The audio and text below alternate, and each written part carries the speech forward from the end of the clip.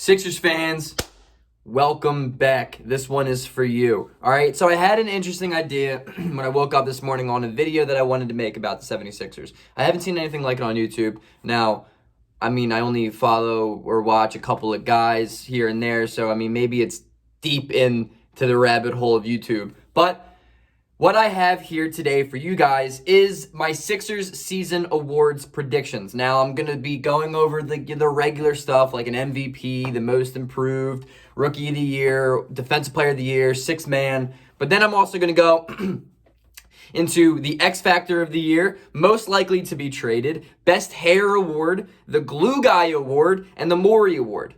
I'll explain them all when I get there if they need explanation. I don't think best hair award really needs an explanation, but for those who don't understand what that means, I'll break it down for you. Before I want to get into this video, I want to remind you to hit the like button, subscribe, put post notifications on.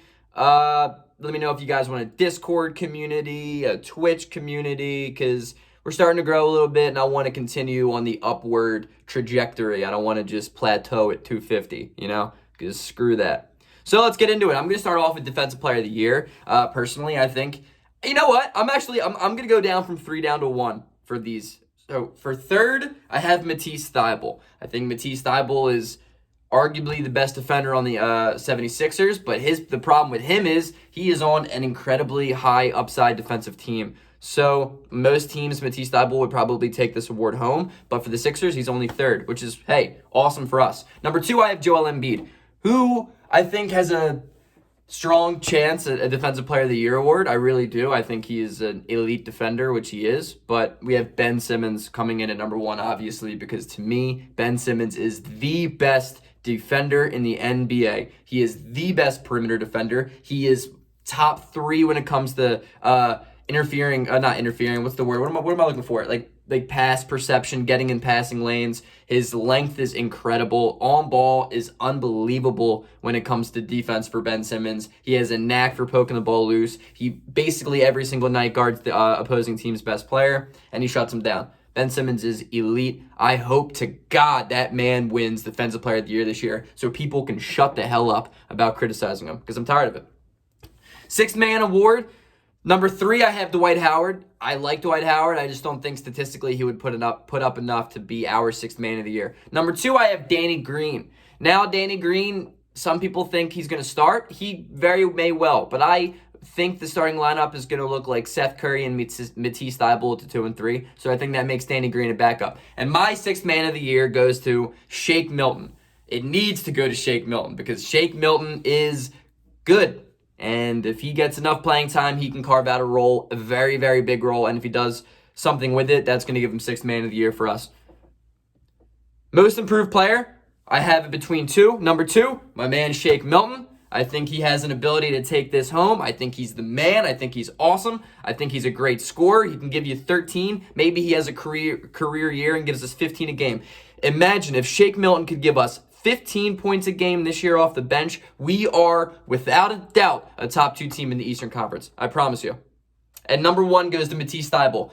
I think I give this to him because he's going to have a much bigger chance than he did last year. He had games where he would get into foul trouble really early and just have to miss most of the game. But I think now, as a second-year player, not a rookie, that category right there tends to get a lot better in second-year players. He's going to get in foul trouble a lot less. He doesn't have a coach like Brett Brown who would just sit him unexcusably for no reason for a couple games at a time. Matisse Thybulle is going to have a serious role on the team this year, and that's going to be the reason why he wins Most Improved. My Rookie of the Year obviously has to go to Tyrese Maxi. It doesn't have to, but I don't think Isaiah Joe or Paul Reed are going to get enough opportunities, especially compared to Tyrese Maxi, who is a top 8 rotation guy on the team right now. So I like Maxi. He has X Factor ability, and I'm looking forward to watching him play and come off the bench. My most valuable player, since we're there already, is at number 2, Ben Simmons. Now, you probably know how much I love that guy, and it's probably crazy for me to put him at 2, but Ben Simmons is the man. I think he is. He has he's so good. He's so good. Like, our season depends on him more than anyone on this team, for sure. And I think Ben Simmons has the ability to really come out as a top 15 player in the league this year. And that tells you how good number one is Joel Embiid. Joel Embiid 2 years ago was an MVP candidate. I think this year he has a top 5 MVP chance in the retrospect of the giant NBA. I think Embiid, if he can stay healthy and load manage, I guess, he is just so damn skilled and talented as a big man. I think he's going to be primed for a monster year, especially with Doc Rivers, a guy who knows how to work a big man-centric offense. So I'm really, really looking forward to the stats and just the progression that Embiid can show. And you haven't heard really much from him talking about how this year is the year, which I love. Stay quiet, stay humble, and just grind and work. And that's what I think Embiid is doing right now. You're hearing people like Dwight Howard. You're hearing people like, what's the dude they just picked up? Not Justin Anderson. Oh, Tony Bradley. Tony Bradley was saying how elite Embiid looks right now. Like, insane. And I know you got to take that with a grain of salt, but I'm not. I'm drinking the Embiid Kool-Aid. Embiid Kool-Aid. Now that gets me into my funny 5 awards here. I can start off with the Mori Award. Now, the Mori Award, simply explained, is going to be the award given to the best acquisition that Daryl Morey made for us. And I think, hands down, it's going to be Seth Curry. I think Seth Curry has the ability to be an absolute game changer for the Sixers this year. I think his 48% from 3 as a spot-up shooter the last 3 years, as a catch-and-shoot shooter, is going to be monstrous. I think he's going to have a big-time year. I think he's a lot better than people give him credit for, that people think he is, because they just haven't watched him. So I'm excited for Philadelphia fans to see Seth Curry, because as a guy who has watched Dallas Mavericks games probably more than people who aren't Mavericks fans usually, I love Curry's game. I think dribble handoff, he's really good. He's just a really good shot creator. He can get you buckets when you don't have Ben Simmons on the court, and he's going to make Ben Simmons 10 times better of a player with him on the court. So I'm looking forward to the Mori Award going to Seth Curry.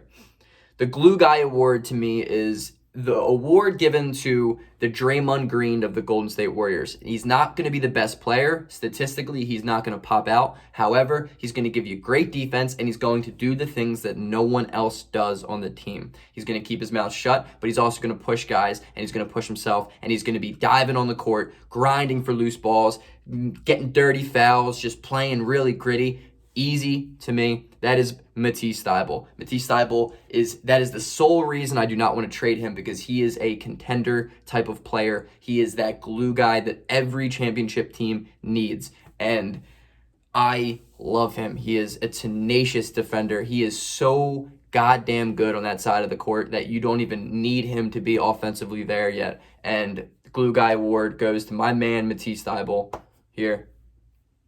That's me handing a trophy. I don't know. My X Factor Award, number 3, I have Tyrese Maxi. Tyrese Maxi has an ability to really change the Sixers this year if he can come in almost immediately and produce at an NBA level and just kind of not really go through a slump as a freshman or as a rookie, But I think he has an ability to come in and be really good as a combo guard off the bench. Number 2, I have Tobias Harris. Tobias Harris has really, really good chances of, improving from last year. Last year, he was misutilized almost entirely every single game because Brett Brown is an idiot. But with Doc Rivers at the helm, he understands Tobias Harris is a quick decision maker. He's not an ISO player. He's not a dribbler. He is a guy that makes quick decisions off of dribble handoffs, off of a pick and roll, he's a great pick and roll initiator. So I'm looking forward to Tobias Harris finally getting back to how he is, especially at the 4, man, because he is not a small forward. I like him, but he's not quick enough to be a small forward. He is a prototypical stretch 4, and I'm here for it, and I think it's a really, really, really good place to have a guy like that as a third option on a team like us. But my overall X factor, as you probably know, is Shake Milton. Shake Milton is in the perfect role to completely change a team. If he can come out and, like I said, give you 12 to 15 points a game, my oh my, the Philadelphia 76ers are a much more difficult team to beat, because when they have Ben Simmons off the court, when they have Embiid off the court, when they're benches kind of the rotation out and it's bench v bench on the teams, Shake Milton can be the best guy on the court. And I expect that from him this year, and I don't think that's crazy to expect because I think he's shown flashes of it. Now it just comes down to being consistent with that ability, and I think he's going to because I am a Shake Milton stan. I'm here for it. I hope he is a Sixer for life. I don't give a damn about anything else except Ben Simmons and Embiid and most of the team. I like the Sixers, whatever. Last but not, oh no, I got two more. Best Hair Award. Number 2, I got Tyrese Maxi. Now, I haven't seen a picture of him. Let me Google him real quick, actually, before I get into this any further. I wonder what he's rocking. I wonder what he's going to be rocking for the season. Because I loved his, dreads. But is he going to be rocking the same thing for the Sixers? That's the question, fellas. That's the question. No pictures. But he'll probably be rocking the dreads. I love the dreads. I think it's a sweet look. I'm all on board. Sign me up for Tyrese Maxi hair. But the winner, of course, has to go to Matisse Thybulle. Have you guys seen it? He's got the cornrows and it looks sweet. They got to have a Matisse Thybulle hair night. That'd be funny. He's such a likable guy. I love it. All right. Most likely to be traded. This is such an interesting last one to finally get into. 10th but not least. At number 3, I have Ben Simmons. Now, it's interesting because, say, we're struggling at the end of the first half of the season, Ben Simmons for James Harden, I want to put it past Mori to make that move. That's the best offer Houston's ever going to get this year. So, as much as I don't want to see Ben Simmons go, he's probably the most likely big-time name that could be traded for James Harden. Number 2, I have Tyrese Maxi. Again, if Tyrese Maxi isn't really killing it, but at the same time showing flashes of potential, I think that is going to open up a possible trade at the deadline. He could be a pot sweetener to get a better player, maybe like a Derrick Rose. I don't know. But I like Tyrese Maxi. Hopefully he is really good, and we're not going to need to just ship him like that, but we'll see. And number 1, Furkan Korkmaz. Now, I know I'm going to get crazy hate for this because people don't like that I dislike Furkan Korkmaz, and that's not even why I'm having him here. I think if Korkmaz can hit 38, 39% from 3 for the Sixers, but at the same time, he's playing a position of 3. He doesn't really defend well. He doesn't create his own shot well, but he can provide spot-up shooting relatively well. The Sixers could just struggle to find a place to play him. Honestly, I think we have relatively better wing depth than Korkmaz. I'm really, really interested to see how much time Korkmaz is going to play. Because I don't know. I just don't know. He's not a 4. He can't stretch 4. And he's not really a 2 because he's not quick and he's not a good dribbler and he's not a good shot creator. He's really kind of just a sole small forward. And I think we're deep enough there that we don't really need him.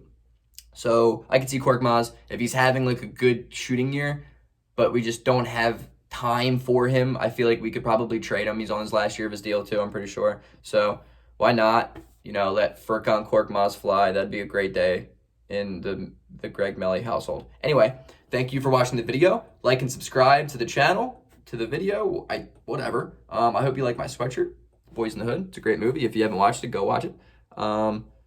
Until next time, ladies and gentlemen, peace out. Thank you.